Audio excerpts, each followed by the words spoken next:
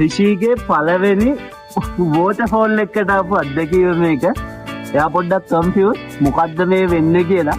වතුර දිහා බලාගෙන ඉන්නවා තේරෙන්නේ නෑ අද. චූටි පින්නකුත් වැටෙනවා අපිට ගොඩක් වෙලා ඉන්න බෑ මෙතන. ඒ වගේම මේ තියෙන ලංකාවේ තියෙන සුන්දරම දියඇල්ල ගල්පොතු ඇල්ල ෆෝල්. ඉතින් අපි සුන්දරත්වයේ විඳින ගම අපේ රිෂීට එයාගේ පළවෙනි අත්දැකීම හොඳින් මොකක්ද ලැබෙන්න සලස්සමු කියලා අපි මෙතනින් එහාට දැන් බලාගෙන පව්වෙන් ගියා අපි පෙන්නන්න කවුද හදේ බලන්නේ බලාගෙන ඉඳලා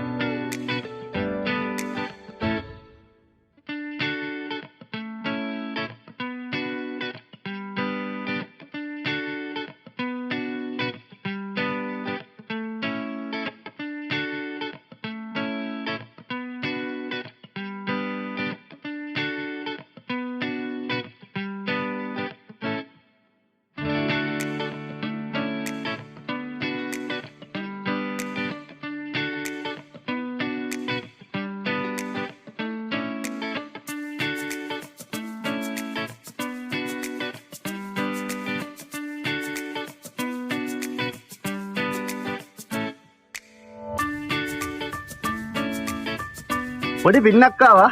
ඉතින් යාව ඉක්මනින්ම වාහනේ ඇතුළට දැම්මා. මොකද රැස්සට දෙන්න දෙන්න බෑනේ අපේ පුංචි රෝසමලව. මෙන්න එයා ඇවිල්ලා මෙන්න අම්මත් එක්ක වාහනේටලා ඉන්න විදිය. හරි එහෙනම් ගිහින් ජය වේවා. ඔයාලා හැමෝටම ජයෙන් ජය වෙන්න කියලා ප්‍රාර්ථනා කරනවා. රිෂිස් ඩයරි subscribe කරලා නැත්නම් subscribe කරන්න අමතක කරන්න එපා. ඒ බයි රිෂි. Bye.